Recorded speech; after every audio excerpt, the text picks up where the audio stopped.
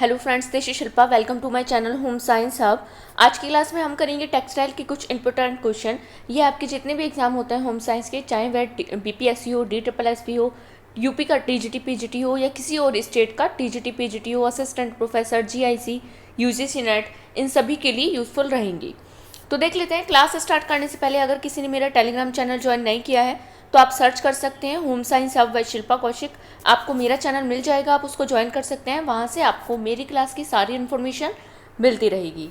तो देख लेते हैं। आज का फर्स्ट क्वेश्चन है, which of the following is not a method of printing. निम्नलिखित में से कौन सी छपाई की विधि नहीं है? फर्स्ट ऑप्शन है ब्लॉक, सेकंड ऑप्शन है रोलर, थर्ड ऑप्शन है स्टेंसिल, फोर्थ ऑप्शन है बाटिक। बताइए इनमें से कौन सी छपाई की विधि नहीं है? Which option is correct? कौन सा ऑप्शन सही है? बाटिक प्रिंटिंग कौन सी नहीं है? छपाई की मेथड, छपाई प्रिंटिंग कौन सी नहीं है? इनमें से बाटिक नहीं है। Fourth option is right option. देख लेते हैं बाटिक क्या है। Batik is a dyeing technique. ये क्या है? ये एक डाइंग टेक्निक है in which design are created using wax and then the fabric is dipped in the dye. इसमें क्या किया जाता है? डिज़ाइन कैसे क्रिएट किए जाते हैं? जहाँ पर हमें कलर नहीं लेना है वहाँ पर हम वैक्स को यूज़ करते हैं, वैक्स को लगाते हैं। उसके बाद पूरे फैब्रिक को हम डिप कर देते हैं किसमें? डाई में। The waxed part don't hold the dye. जो वैक्स्ड पार्ट होता है, जिस पार्ट पर वैक्स लगा होता है उस पर डाई नहीं आती है। Allowing this interactive design to emerge. और जो डिज़ाइन होता है वो क्या होता है? उभर कर आता है। हिंदी में देख लेते हैं। बाटिक एक कपड़े को रंगने की तकनीक है। इसमें मोम का उपयोग करके डिज़ाइन बनाए जाते हैं और फिर कपड़े को रंग में डुबोया जाता है। मोम लगे हिस्से पर रंग नहीं पकड़ते, जिससे विशेष डिज़ाइन उभर कर आते हैं। नेक्स्ट देख लेते हैं। ब्लॉक क्या है? Block printing is a traditional method. ये क्या है? एक ट्रेडिशनल मेथड है प्रिंटिंग का, छपाई का, इन विच वुडन और metal blocks are curved, dipped in the ink and pressed on to clothes और पेपर। इसमें क्या किया जाता है? वुडन और मेटल ब्लॉक से वस्त्र पर क्या किया जाता है? इंक में उसे डिप करके वस्त्र पर उसको प्रेस किया जाता है या पेपर पर उसको प्रेक किया जाता है, प्रिंटिंग द डिज़ाइन, और उस पर उसको डिज़ाइन को छापा जाता है। हिंदी में देख लेते हैं। ब्लॉक छपाई एक पारंपरिक विधि है जिसमें लकड़ी या धातु के ब्लॉक पर नक्काशी की जाती है। क्या किया जाता है? नक्काशी की जाती है और फिर उसे स्याही में डुबोकर या इंक में डुबोकर कपड़े या कागज़ पर दबाया जाता है, प्रेस किया जाता है, जिससे डिज़ाइन छपते हैं। नेक्स्ट देख लेते हैं roller. Roller printing involves applying ink and paint evenly to the surface of the roller. इसमें क्या किया जाता है? रोलर के सरफेस पर इंक और पेंट को अप्लाई किया जाता है। This method is use to print sharp and consistent pattern. इसमें किस चीज़ के लिए यूज़ किया जाता है? ये शार्प और कंसिस्टेंट प्रिंट के लिए इसका यूज़ किया जाता है, और लार्ज सरफेस ऑफ फैब्रिक, और फैब्रिक के लार्ज सरफेस को बनाने के लिए इसका यूज़ किया जाता है। हिंदी में देख लेते हैं। रोलर छपाई एक रोलर का उपयोग करके स्याही या पेंट की सतह पर समान रूप से लगाया जाता है। इस विधि का उपयोग बड़ी सतहों या कपड़े पर तेज और सुसंगत पैटर्न छापने के लिए किया जाता है। नेक्स्ट देख लेते हैं stencil. Stencil printing uses a prepared temples with design cut out of it. इसमें क्या किया जाता है? टेम्पल्स का उपयोग किया जाता है डिज़ाइन छापने के लिए, जिसमें डिज़ाइन काटे जाते हैं। This templates is placed on a surface and ink और paint is applied over it. इसमें क्या किया जाता है? कुछ टेम्पलेट्स होती है, उसको जहाँ पर हमें डिज़ाइन को छापना है उस सरफेस पर हम उस टेम्पलेट को रखते हैं और उसके ऊपर हम इंक से और पेंट से क्या करते हैं? अप्लाई करते हैं। इंक और पेंट को अप्लाई करते हैं उस सरफेस पर, उस टेम्पलेट के ऊपर, जिसके कारण causing the design to print on to the surface through the cut out parts. जिसके द्वारा क्या होता है? सरफेस पर प्रिंट हो जाता है जो डिज़ाइन हमें प्रिंट करना है। हिंदी में देख लेते हैं। स्टेंसिल छपाई में एक तैयार किए गए टेम्पलेट का उपयोग किया जाता है जिसमें डिज़ाइन काटे जाते हैं। इस टेम्पलेट को सतह पर रखकर स्याही या पेंट को ऊपर से लगाया जाता है, जिसे कटे हुए हिस्सों के माध्यम से डिज़ाइन सतह पर छापते हैं। नेक्स्ट देख लेते हैं, सेकंड क्वेश्चन है the fabrics of nylon cloth are made from. Nylon कपड़े के तंतु इससे बनते हैं। फर्स्ट ऑप्शन है वेट स्पिनिंग, सेकंड ऑप्शन है ब्लो स्पिनिंग, थर्ड ऑप्शन है ड्राई स्पिनिंग, फोर्थ ऑप्शन है मेल्ट स्पिनिंग। हिंदी में देख लेते हैं, पहला ऑप्शन है नम वेट स्पिनिंग, सेकंड ऑप्शन है झोंका ब्लो स्पिनिंग ब्लो कताई, सेकंड ऑप्शन थर्ड ऑप्शन है शुष्क ड्राई कताई, फोर्थ ऑप्शन है गलन मेल्ट कटाई। बताइए कौन सा ऑप्शन सही है, which option is correct. Nylon के कपड़े के तंतु किससे बनते हैं, किसके द्वारा बनते हैं, मेल्ट कटाई के द्वारा। किसके द्वारा बनते हैं, मेल्ट कटाई के द्वारा। Fourth option is right option. देख लेते हैं मेल्ट स्पिनिंग क्या होती है। Melt spinning is a process, यह एक क्या है, ये एक प्रोसेस है in which polymers are melted. इसमें क्या होता है, पॉलीमर्स को मेल्ट किया जाता है and then spun into thread, और उसका एक स्पन काटा जाता है, थ्रेड बनाया जाता है, थ्रेड में इसको स्पन किया जाता है थ्रू स्पिन ब्लेड्स की हेल्प से। दीज थ्रेड्स कूल डाउन, जब ये थ्रेड्स कूल डाउन हो जाते हैं, ठंडे हो जाते हैं, एंड सॉलिडिफाई फ्रॉम फैब्रिक्स, और किस में इनको बदल दिया जाता है, फैब्रिक्स में। इससे जब ये एक हार्ड हो जाते हैं, सॉलिड हो जाते हैं, तो इनसे क्या किया जाता है, फैब्रिक का निर्माण किया जाता है। This method is use to make nylon polyester and other synthetic fibres. इसमें किसको बनाने के लिए इसका यूज़ किया जाता है, नायलॉन को, पॉलिस्टर को एंड अदर सिंथेटिक फाइबर्स को। हिंदी में देख लेते हैं, गलन मेल्ट कताई एक प्रक्रिया है जिसमें पॉलीमर को पिघलाया जाता है और फिर इसे स्पिन ब्लेड्स के माध्यम से धागों के रूप में निकाला जाता है। ये धागे ठंडा होकर ठोस हो जाते हैं और फाइबर का निर्माण करते हैं। इस विधि का उपयोग नायलॉन, पॉलिस्टर और अन्य सिंथेटिक फाइबर बनाने के लिए किया जाता है। नेक्स्ट देख लेते हैं बैट स्पिनिंग क्या होती है। Wet spinning is a process, यह भी एक प्रक्रिया है in which polymers are dissolved in the chemical solution, जिसमें क्या किया जाता है, पॉलीमर्स को डिसॉल्व किया जाता है किसमें, केमिकल सॉल्यूशन में, एंड एक्सट्रूटेड थ्रो स्पिन ब्लेड्स, और उनको क्या किया जाता है, स्पिन ब्लेड्स की सहायता से उनको निकाला जाता है, माध्यम से उनको निकाला जाता है, and then cooled in a chemical bath, और उसको कूल्ड केमिकल बाथ दी जाती है, फॉर्मिंग फाइबर उसका, और उसके द्वारा उससे फाइबर का निर्माण किया जाता है। This method is use to make fibres such as rayon and acrylic. इसमें एक्रिलिक और रेयोन को बनाने के लिए इसका यूज किया जाता है, इस मेथड का। हिंदी में देख लेते हैं, नम बैट कटाई एक प्रक्रिया है जिसमें पॉलीमर को रासायनिक विलयन में घोलकर स्पिन ब्लेड के माध्यम से निकाला जाता है और फिर एक रासायनिक स्नान में ठंडा किया जाता है, जिससे फाइबर का निर्माण होता है। इस विधि का उपयोग रेयोन, एक्रिलिक जैसे फाइबर बनाने में किया जाता है। नेक्स्ट देख लेते हैं ब्लो स्पिनिंग क्या होती है। Blow spinning is a process in which molten polymers are extruded into tiny fibres. इसमें क्या किया जाता है, मोल्टन क्या होते हैं, पॉलीमर्स होते हैं, पिघले हुए पॉलीमर्स होते हैं, उनको क्या किया जाता है, उनसे एक टिनी उनसे छोटे क्या किया जाता है, छोटे फाइबर्स का निर्माण किया जाता है बाय हाई स्पेस्ड एयर। किसके द्वारा, हाई स्पेस्ड एयर का ब्लास्ट करके, एयर को देकर। दीज फाइबर्स कूल डाउन, जब ये फाइबर क्या हो जाते हैं, कूल्ड हो जाते हैं, ठंडे हो जाते हैं, एंड सॉलिडिफाइड और जब हार्ड हो जाते हैं, and later use to make various products, उसके बाद इसको वेरियस प्रोडक्ट्स का इससे बनाए जाते हैं, उसमें यूज़ किया जाता है, such as non woven fabrics, जैसे नॉन वुवन फैब्रिक्स। हिंदी में देख लेते हैं, झोंका ब्लो कटाई एक प्रक्रिया है जिसमें पिघले हुए पॉलीमर को उच्च गति वाले हवा के झोंके से छोटे छोटे फाइबर के रूप में बाहर निकाला जाता है। ये फाइबर ठंडा होकर ठोस हो जाते हैं और बाद में इन्हें विभिन्न उत्पादों जैसे नॉन वुवन फैब्रिक बनाने में उपयोग किया जाता है। नेक्स्ट देख लेते हैं dry spinning. Dry spinning is a process in which polymers are dissolved in a solvent, जिसमें क्या किया जाता है, पॉलीमर्स को डिसॉल्व किया जाता है सॉल्वेंट में, and expelled into hot air through spin blades, और स्पिन ब्लेड की सहायता से इनको गर्म हवा की से एक्सपेल्ड किया जाता है, उनसे निकाला जाता है। The hot air evaporates the solvent. Hot air क्या करती है, उसको इवापोरेट कर देती है सॉल्वेंट जो हमारे पास होता है, and solid fibre are formed, जिसके द्वारा क्या बनता है, एक सॉलिड फाइबर का निर्माण होता है, फॉर्म होता है। This method is use to make acrylic, acetate and vinyl fibres.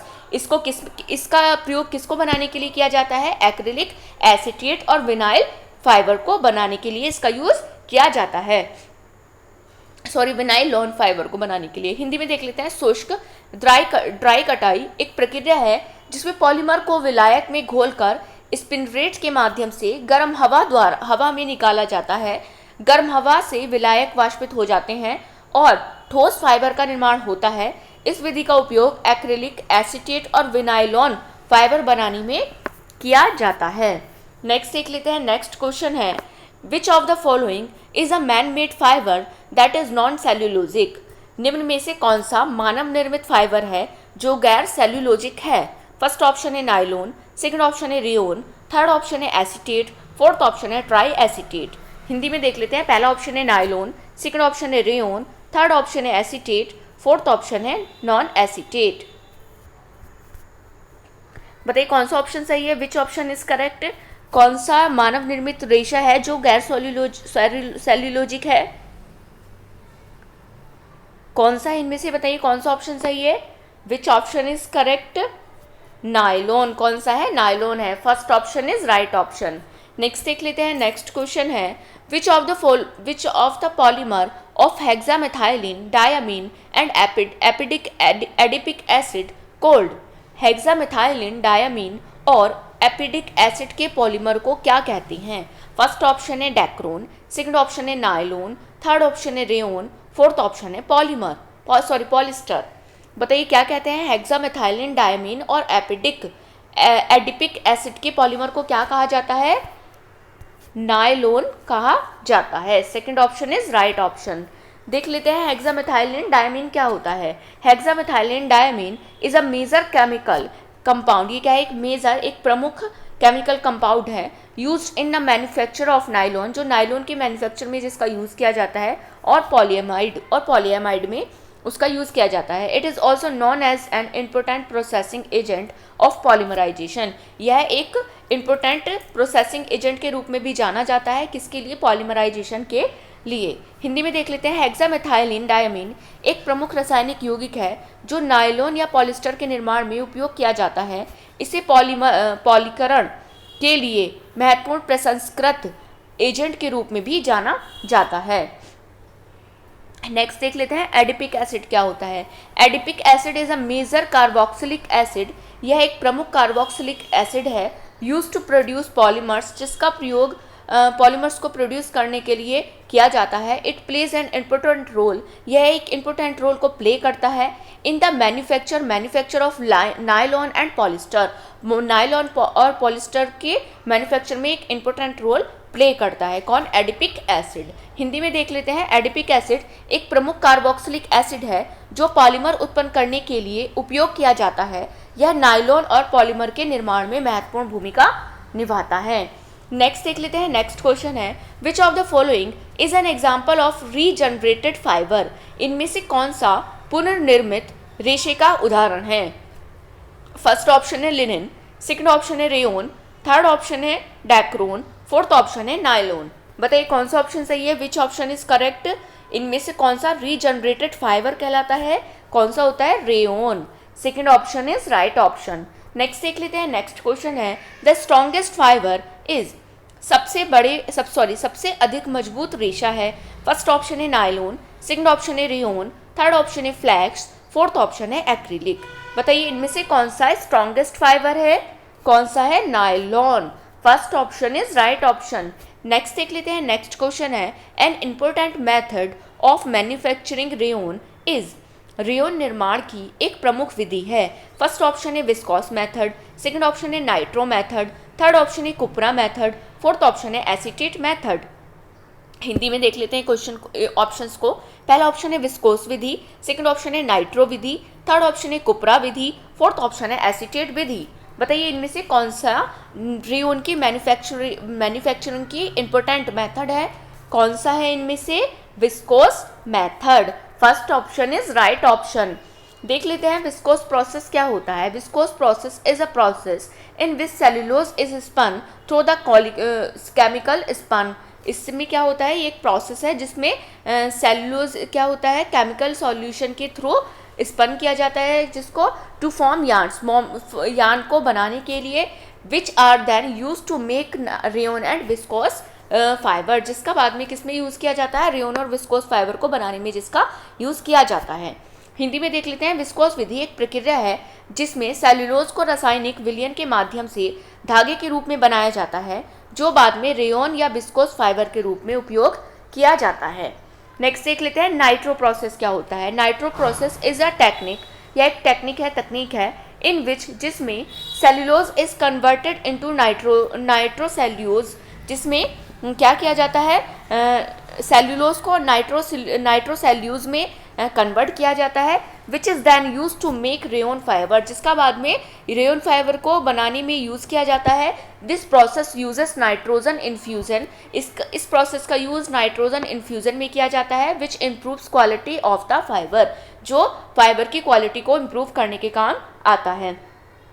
Hindi में देख लेते हैं। नाइट्रो विधि एक तकनीक है जिसमें सेल्यूलोज को नाइट्रोसेल्यूलोज के रूप में परिवर्तित किया जाता है, जो बाद में रेयन फाइबर के रूप में उपयोग होता है। इस प्रक्रिया में नाइट्रोजन के अवशेष का उपयोग होता है, जिससे फाइबर की गुणवत्ता में सुधार होता है। नेक्स्ट देख लेते हैं कुपरा मेथड क्या होता है। Cupra method is a process in which cellulose is converted into rayon fibres, जिसमें क्या किया जाता है, सेल्यूलोज को रेयन फाइबर में कन्वर्ट किया जाता है। This process uses quasi polymers which helps to weaving the fibre. इसका किसमें यूज़ किया जाता है, क्वासी पॉलीमर्स में इसका यूज़ किया जाता है, जो फाइबर्स की वीविंग में जिसमें हेल्प करता है, हिंदी में देख लेते हैं। कुपरा विधि एक प्रक्रिया है जिसमें सेल्यूलोज को रेयन फाइबर में परिवर्तित किया जाता है। इस प्रक्रिया में क्वासी पॉलीमर का उपयोग होता है, जो फाइबर को ही बुनाई में मदद करता है। नेक्स्ट देख लेते हैं acetate process. Acetate process is a process in which cellulose is converted into acetate fibre, जिसमें सेल्यूलोज को एसीटेट फाइबर में कन्वर्ट किया जाता है। In this process cellulose is converted into rayon, इस प्रोसेस में सेल्यूलोज रेयन में कन्वर्ट हो जाता है। इन एसिडिक स्टेट, किसमें, एसिडिक स्टेट में, टू फॉर्म एसिटिक फाइबर बनाने के लिए। हिंदी में देख लेते हैं।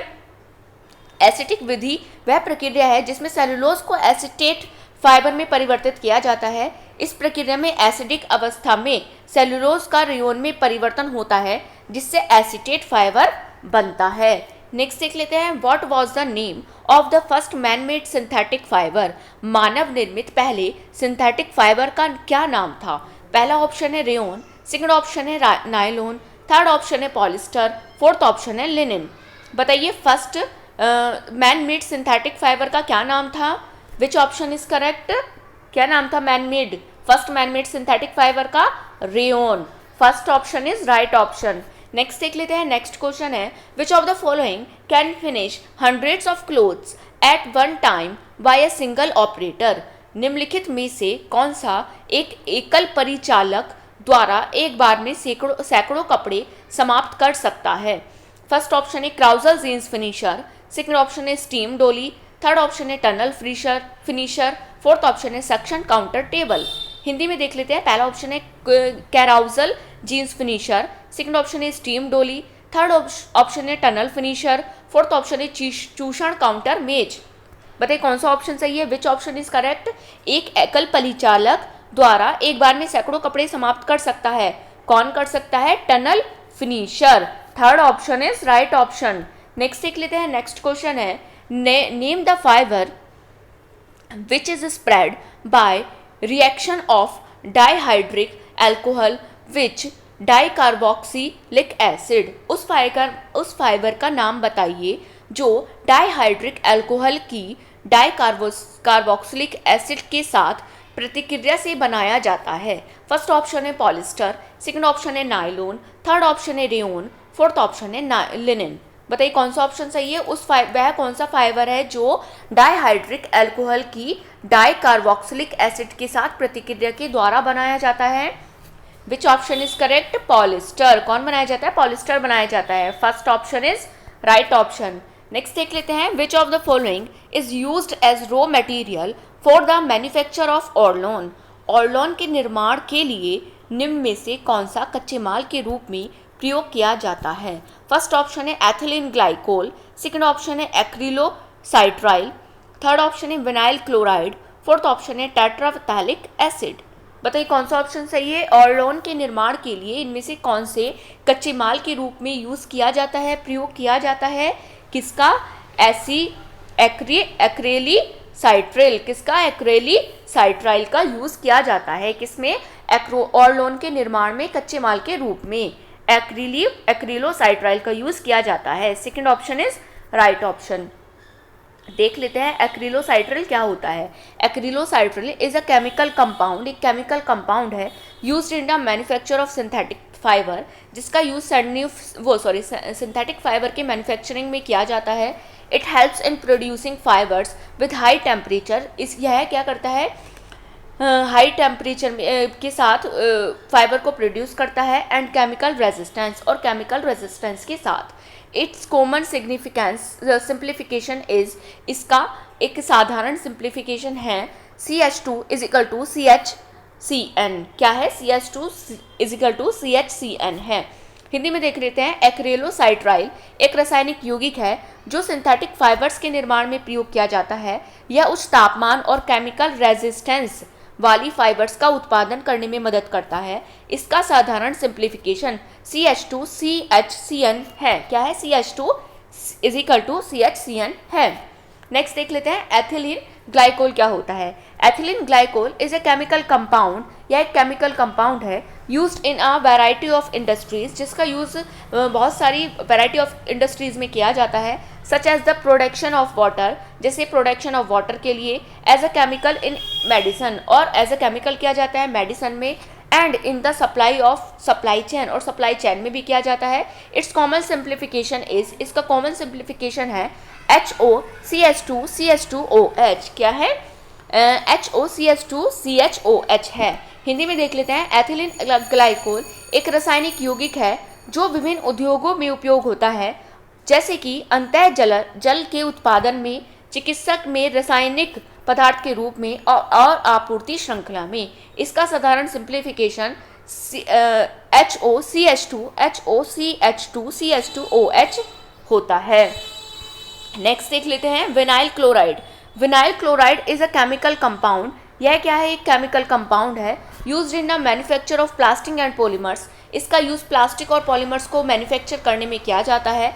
It is a major chemical weaving product, यह एक मेजर केमिकल वीविंग प्रोडक्ट है that is widely used in plastic related industries, जिसका वाइडली रूप पर प्लास्टिक रिलेटेड इंडस्ट्रीज में यूज़ किया जाता है। हिंदी में देख लेते हैं। विनाइल क्लोराइड एक रासायनिक यौगिक है जो प्लास्टिक और पॉलीमर्स के निर्माण में प्रयोग होता है। यह एक प्रमुख रासायनिक बुनाई उत्पाद है जो प्लास्टिक संबंधित उद्योगों में उत्पाद रूप में उपयोग किया जाता है। नेक्स्ट देख लेते हैं terephthalic acid. Terephthalic acid is an important chemical compound, यह एक इम्पोर्टेंट केमिकल कंपाउंड है that plays a vital role in the manufacture of polymers fibre, जो एक वाइटल रोल प्ले करता है किसमें? पॉलीमर्स फाइबर के मैन्युफैक्चर में। It is the primary raw material, यह एक प्राइमरी रॉ मटेरियल है in the manufacture of polyester, polyester को मैन्युफैक्चर में, पॉलिस्टर की मैन्युफैक्चरिंग में यह एक रॉ मटेरियल है, प्राइमरी रॉ मटेरियल है। हिंदी में देख लेते हैं। टेरिपेथैलिक एसिड एक महत्वपूर्ण रासायनिक यौगिक है जो पॉलिस्टर फाइबर्स के निर्माण में महत्वपूर्ण भूमिका निभाता है। यह पॉलिस्टर के निर्माण में प्राथमिक अध्यतन धातु है।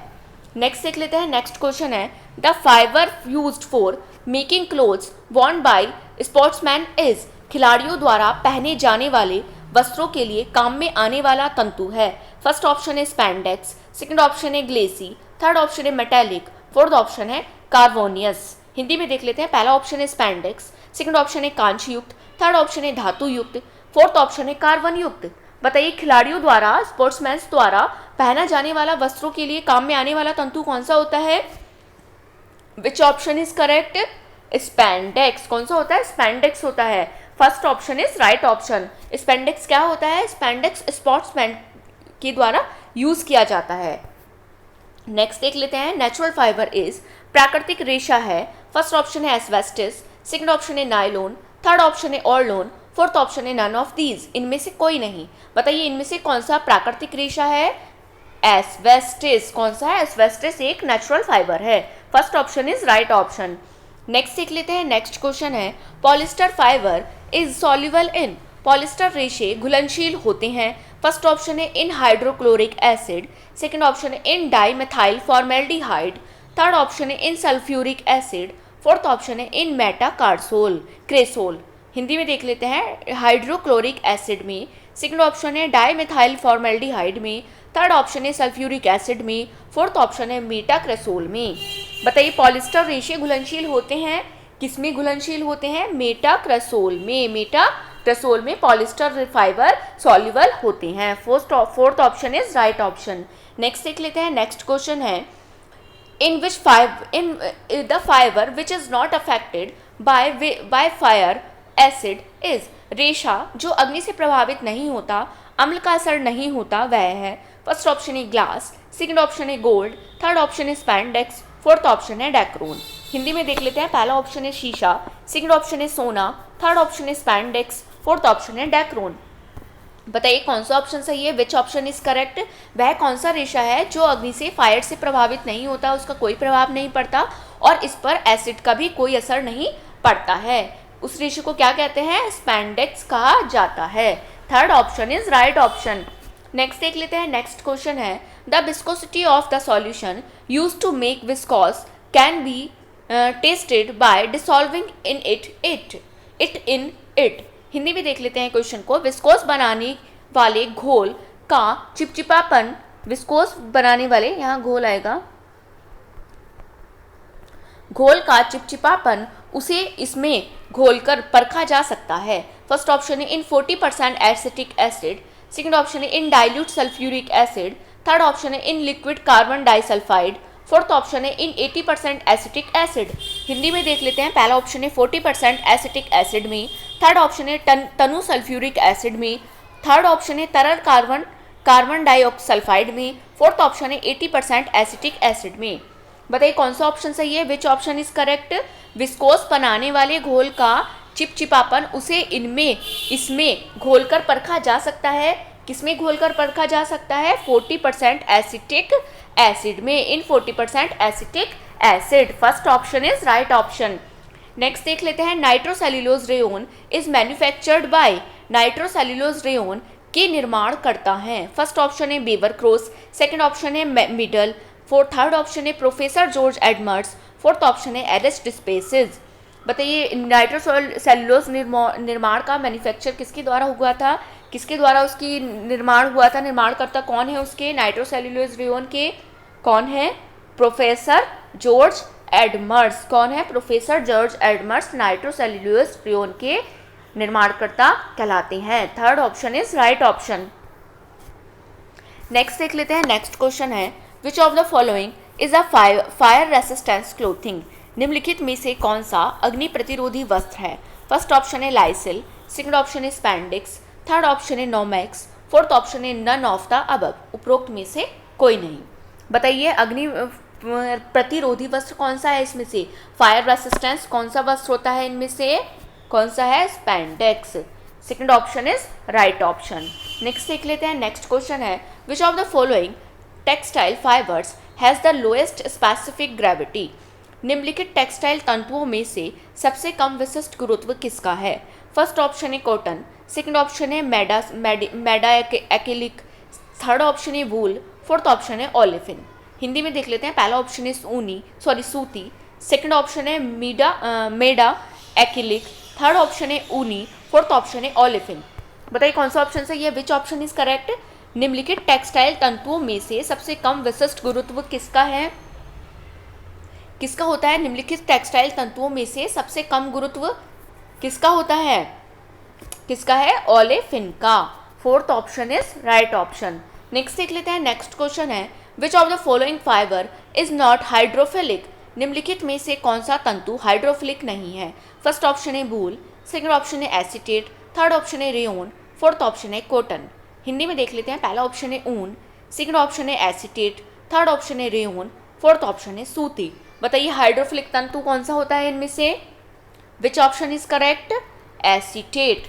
कौन सा होता है हाइड्रोफिलिक तंतु? एसीटेट होता है। आपको मैंने पहले बताया भी है हाइड्रोफिलिक क्या होता है, तो कमेंट सेक्शन में जरूर बताइएगा हाइड्रोफिलिक किस चीज़ को बोलते हैं। Second option is right option. Next देख लेते हैं। नेक्स्ट क्वेश्चन है the correct sequence of preparing fibres for making cloth is. वस्त्र निर्माण के लिए रेशे तैयार करने का सही क्रम है। फर्स्ट ऑप्शन है to press, straighten. Second option है इम्प्रिंट्स। थर्ड ऑप्शन है श्रिंक। सेकंड ऑप्शन है the strength, imprints, shrink, press. Third option है to shrink, strengths, imprints, press. Fourth option है टू इम्प्रिंट्स, श्रिंक, प्रेस और strengths. Hindi में देख लेते हैं। पहला ऑप्शन है प्रेस करना, सेकंड ऑप्शन है सीधा करना, थर्ड ऑप्शन है छाप लगाना, फोर्थ ऑप्शन है सिकुड़ना। हिंदी सेकंड ऑप्शन देख लेते हैं। सीधा करना, छाप लगाना, सिकुड़ना, प्रेस करना। थर्ड ऑप्शन है सिकुड़ना, सीधा करना, छाप लगाना, प्रेस करना। फोर्थ ऑप्शन है छाप लगाना, सिकुड़ना, प्रेस करना, सीधा करना। बताइए कौन सा ऑप्शन सही है? Which option is correct? वस्त्र निर्माण के लिए रेशे तैयार करने का सही क्रम कौन सा होता है? इनमें से कौन सा है सही क्रम? कौन सा है? To shrink, strengthen and imprints, press. कौन सा है? सिकुड़ना, सीधा करना, छाप लगाना और प्रेस करना। सबसे पहले क्या करेंगे? जो सिकुड़ा हुआ कपड़ा है उसको प्रेस करेंगे, छाप उस पर प्रिंट करेंगे, फिर उस पर प्रेस करेंगे, उसको सीधा करेंगे। पहले क्या करेंगे? सिकुड़ा कपड़ा लेंगे, उसको सीधा करेंगे, फिर उसको प्रिंट करेंगे, फिर उस पर प्रेस करेंगे। तो आपका third option is right option. Next देख लेते हैं। नेक्स्ट क्वेश्चन है which of the following cotton fabric is not starch. निम्न में से किस सूती कपड़े वस्त्र पर स्टार्च नहीं किया जाता है? फर्स्ट ऑप्शन है कॉलर, सेकंड ऑप्शन है टेबल मैट, थर्ड ऑप्शन है अंडरवियर, फोर्थ ऑप्शन है शर्ट। हिंदी में देख लेते हैं। पहला ऑप्शन है कॉलर, सेकंड ऑप्शन है टेबल मैट, थर्ड ऑप्शन है अंडरवियर, फोर्थ ऑप्शन है शर्ट। बताइए इनमें से किस पर सूती वस्त्र पर स्टार्च नहीं लगाया जाता है? किसको स्टार्च नहीं किया जाता है? अंडरवियर को। Third option is right option. Next देख लेते हैं। नेक्स्ट क्वेश्चन है a good level provides information about the following.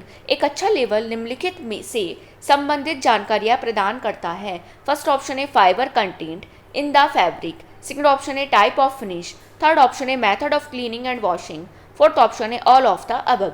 Hindi में देख लेते हैं। पहला ऑप्शन है कपड़े के तंतु का अंश, सेकंड ऑप्शन है परिसज्जा का प्रकार, थर्ड ऑप्शन है सफाई और धोने की विधि, फोर्थ ऑप्शन है उपरोक्त सभी। बताइए कौन सा ऑप्शन सही है? Which option is correct? एक अच्छा लेवल इनमें से किससे संबंधित जानकारी प्रदान करता है? किससे संबंधित करता है? Fibre content in the fabric, type of finish and method of cleaning and washing, all of these. किसकी जानकारी रखता है? कपड़े में तंतु का अंश, परिसज्जा का प्रकार और सफाई और धोने की विधि। Fourth option is right option. Next देख लेते हैं। नेक्स्ट क्वेश्चन है mercerization produces such an effect. Mercerization एक ऐसा प्रभाव उत्पन्न होता है। मर्सराइजेशन से एक ऐसा प्रभाव उत्पन्न होता है। फर्स्ट ऑप्शन है increases in strength, second option है increases in gloss, third option है increases in water drawing capacity, fourth option है हेयरी सरफेस। हिंदी में देख लेते हैं। पहला ऑप्शन है मजबूती में बढ़ोतरी, सेकंड ऑप्शन है चमक में बढ़ोतरी, थर्ड ऑप्शन है पानी सोखने की क्षमता में बढ़ोतरी, फोर्थ ऑप्शन है रोईदार सतह। बताइए कौन सा ऑप्शन सही है? Which option is correct? Mercerisation के द्वारा क्या होता है कपड़े में? क्या होता है? इंक्रीजेस इन ग्लोस, चमक में बढ़ोतरी होती है। Second option is right option. Next देख लेते हैं। नेक्स्ट क्वेश्चन है which of the following factors contributes to the slippage of the thread. धागे की फिसलन में निम्नलिखित में से कौन से कारक योगदान करते हैं? फर्स्ट ऑप्शन है smoothen of yarns, second option है loose weave fab structure, third option है पुअर फिनिश, फोर्थ ऑप्शन है ऑल। हिंदी में देख लेते हैं। पहला ऑप्शन है धागे की चिकनाई, सेकंड ऑप्शन है ढीली बुनाई संरचना, थर्ड ऑप्शन है खराब समाप्ति, फोर्थ ऑप्शन है सभी। बताइए कौन सा ऑप्शन सही है? Which option is correct? धागे की फिसलन में निम्नलिखित में से कौन से कारक योगदान करते हैं? कौन से करते हैं? Smoothen of yarn, loose weave structure and poor finish, all of these. धागे की चिकनाई, ढीली बुनाई संरचना और खराब समाप्ति, यह सब क्या होते हैं? इन सब कारकों का योगदान होता है किसमें? धागे की फिसलन में। Fourth option is right option. ये आपका लास्ट क्वेश्चन था। आई होप आपको आज का सेशन मेरा, आज की क्लास आपको मेरी अच्छी लगी होगी। तो ऐसे ही मेरी क्लास में बने रहिए। अगर आपको मेरी वीडियोस अच्छी लगती हैं, आपको लगता है मेरी वीडियोस आपके लिए यूज़फुल है, इन्फॉर्मेटिव हैं, तो प्लीज़ वीडियो को लाइक एंड शेयर कीजिए एंड कमेंट सेक्शन में अपने रिव्यूज़ ज़रूर दीजिए आपको क्लास कैसी लगी। एंड डिस्क्रिप्शन बॉक्स में मैंने अपने टेलीग्राम चैनल का लिंक दिया हुआ है, आप उसको भी ज्वाइन कर सकते हैं। वहाँ से आपको मेरी क्लासेस की सारी इन्फॉर्मेशन मिलती रहेगी। And don't forget to subscribe my channel, मेरे चैनल को सब्सक्राइब करना ना भूलें एंड बेल आइकन को ज़रूर प्रेस कीजिए, जिससे आपको मेरी वीडियोज़ की नोटिफिकेशन मिल सके। Thank you. Thanks for watching.